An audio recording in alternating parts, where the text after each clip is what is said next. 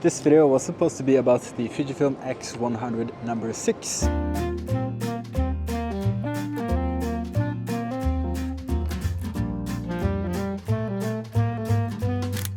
Even here in Japan, it's 6 to 8 months waiting time for this camera, which is ridiculous. Instead, let's explore other, maybe even better options for this overpriced and overhyped camera. The first and better option I want to share with you is the setup I have here. It's my XT5 with a 27mm f2.8. It's almost the same size. I use this grip for all my cameras, so I would have gotten a grip for the Fujifilm X100VI as well, simply because it handles much better in my opinion. And the 27mm versus the 23 on the X100 doesn't make that much of a difference. And I know the X100 has an f2.0 lens, this is f2.8, so it's a bit slower, but for what I use my camera for in street photography, it really doesn't matter. And the benefit of the XT5 is that it has interchangeable lenses, so you can really grow as a photographer or even videographer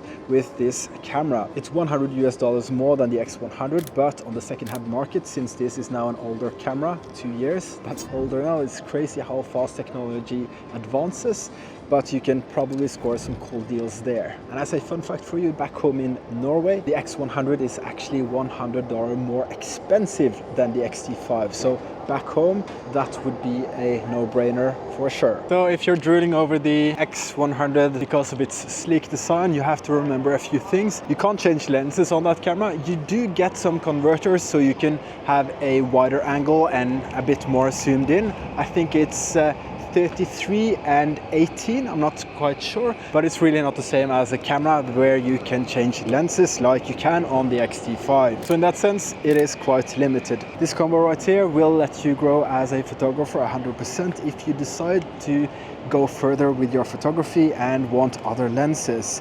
That's not possible with the X100, so think about that as well. And for the money that I would have spent on the X100, I got the 27mm f2.8 and the 90mm f2.0, which is just an incredibly sharp lens that I can't wait to show you more of. So I got so much more, and I still have a lot of money left to do other things, like invest in cool experiences or something like that. Now, obviously, if you wanted to get the XT5 brand new with the 27mm and the 90mm, you would have to pay quite a bit more. But these items, they are a few years old now, so you could probably score quite a good deal on the second-hand market. I've seen a few 90mm and 27mm for a very cheap price on the second-hand market back home, so I'm sure it is the same wherever you are in the world. At first, I was bummed out for not getting the X100VI because of that stupid waiting time, even here at the source in Japan, 6 to 8 months. That's what they said at Yodobashi Camera. But in a way, I'm glad. I came to my senses and I realized that it's not really that great of an upgrade. Sure, you have 40 megapixels compared to 24 or 26 or whatever it was on the previous version, but they didn't fix the battery. They have Ibis, but I don't see the point of spending all that money on not really that much of an upgrade when I can have this setup right here. Okay, let's talk about a few other good options to the X100VI, and that would be, you could either get an X100V or an X100, I think it's F, that's what I had before. Love that camera, and they are super cheap now. Those extra megapixels, I don't think they really count. Then there's obviously the setup that we have talked a lot about today, and I've shown you some really cool, or I've shown you some images. I don't know if they're really cool or whatever you think, but I think they turned out quite nice. And this is, just so much better, this option here. Then you have the Ricoh GR cameras. Those are quite popular. I haven't used those, but I've seen from how they look. They're very much more pocketable, less conspicuous, I would even say. And some excellent photographers that I know and follow, they use those cameras and they speak very highly of them.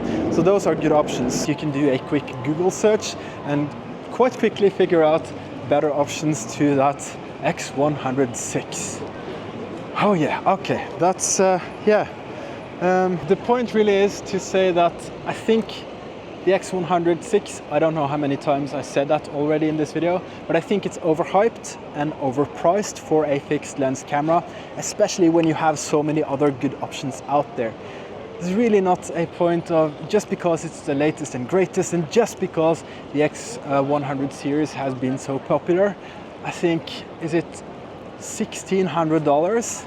That's a lot of money with limited photography or limited capabilities when it comes to whatever you wanted to create, unless you only use 23mm, that's 35mm equivalent. I know it's a great setup for street photography, but you know, when you can have something like this, it's not really worth it. Now this video could have been completely different had Fujifilm sorted their supply issue. I would probably be walking around here with an X100VI in my hands, but I'm very glad that did not happen, and I came to my senses to really think about, okay, is this really the camera for me? And after some thought, it was a no.